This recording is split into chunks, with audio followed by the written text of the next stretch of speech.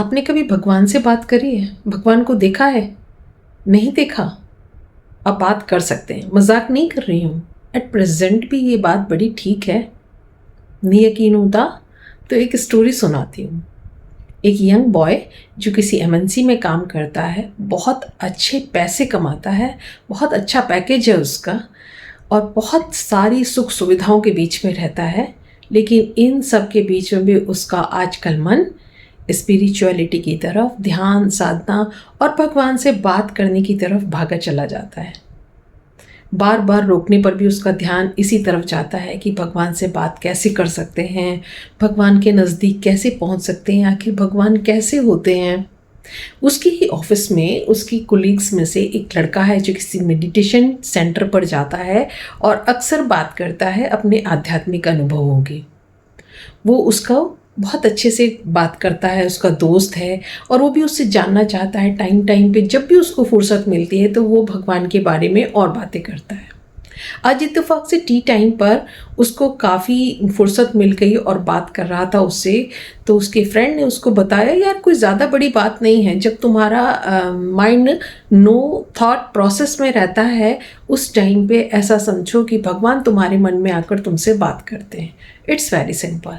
जब आप मेडिटेशन के लिए बैठते हैं, ध्यान के लिए बैठते हैं, अपने विचारों को कंट्रोल करते हैं, कंट्रोल करने की कोशिश मत करिए, आने दीजिए, जाने दीजिए और एट लास्ट जब शांत हो जाएगा मन, उस शांत मन में जो आवाज़ आ रही होती है वो आपके भगवान की आवाज़ होती है। उसने सोचा, अच्छा मैं भी फील करना चाहता हूँ, तो क्या मैं बिना किसी प्रोसेस के भी फील कर सकता हूँ? तो उसके फ्रेंड ने कहा, हाँ हाँ तुम भी कोशिश कर सकते हो। जब तुम्हारे मन में कुछ भी विचार इधर उधर के ना चल रहे हों और तुम भगवान से जुड़ने की कोशिश करो तो वो ऐसे ही है जर्नली, जैसे हमारी सारी सुख सुविधाएँ हैं, हवा है, पानी है, सब कुछ है, सूरज की किरणें हैं, बिल्कुल ऐसी भगवान भी तो हर टाइम हमसे कनेक्ट करने के लिए बैठे हैं। वो तो हमारी कमी है कि हम कनेक्ट नहीं करते हैं। अब उस लड़के को ये बात समझ में आ गई। वो ऑफिस से घर वापस जा रहा था लेकिन उसका मन अशांत था। वो अभी भी भगवान से बात करना चाहता था और बार बार मन में यही बात कर रहा था, भगवान मैं भी आपसे बात करना चाहता हूँ, मैं आपसे कनेक्ट करना चाहता हूँ। अभी रास्ते में जा रहा था, अपनी कार से सफ़र करता था, तो उसको थॉट आया कि उसे एक जगह पर रुक जाना चाहिए और साइड में जो स्टोर है वहाँ से कुछ 2 पैकेट मिल्क खरीद लेना चाहिए। उसको घर पे यूजुअली ऐसी कोई ज़रूरत नहीं थी, लेकिन फिर भी उसके मन में ये थॉट आया तो उसने अपनी गाड़ी रोकी, उतर कर गया और स्टोर से 2 पैकेट दूध खरीद के लाया। अब उसको जिस डायरेक्शन में चलकर अपने घर के लिए जाना चाहिए था, उससे अपोजिट डायरेक्शन में उसे जाने का मन करा और उसे पता था कि इधर जाकर आगे एक स्लम एरिया है। वो उधर जाने लगा।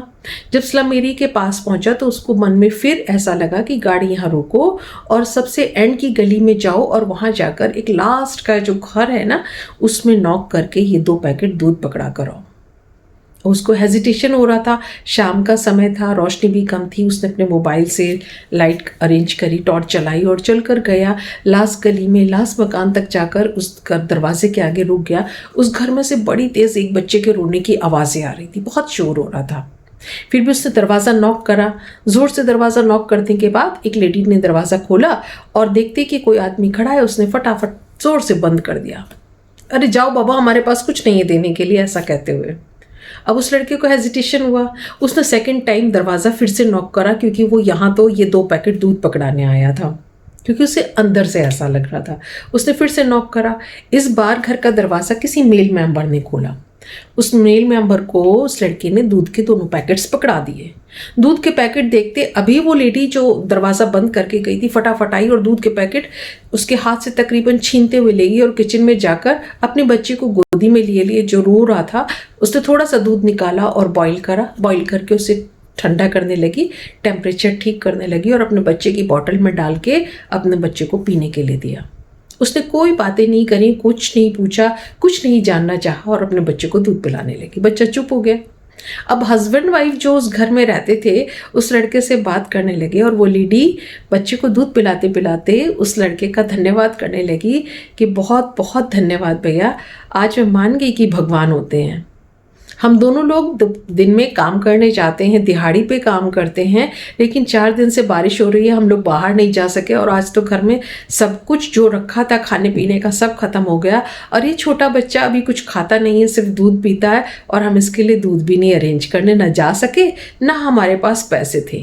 और मैं सिर्फ भगवान को याद कर रही थी, अगर तुम कहीं होते हो तो मेरे बच्चे के लिए दूध भेज दो। मैं नहीं जानती, सुना है कि तुम होते हो, अगर होते हो तो मेरे बच्चे के लिए दूध भेज दो। और भगवान ने आपको भेज दिया दूध देकर मेरे बच्चे के लिए। आज मैं मान गई कि भगवान होते हैं। अब उस लड़के को भी यकीन हो गया था कि भगवान होते हैं। आपको हुआ क्या? आप भी कभी कभी तो ऐसी कंडीशन से गुजरे होंगे। अगर ऐसा आपने अनुभव किया है तो प्लीज़ ज़रूर बताइए, कमेंट में शेयर कीजिए। स्टोरी अच्छी लगी हो तो अपने फ्रेंड्स और फैमिली के साथ भी ज़रूर शेयर कीजिए, अपने लव्ड वंस के साथ शेयर कीजिए और नेक्स्ट स्टोरी का वेट कीजिए। Till then bye bye.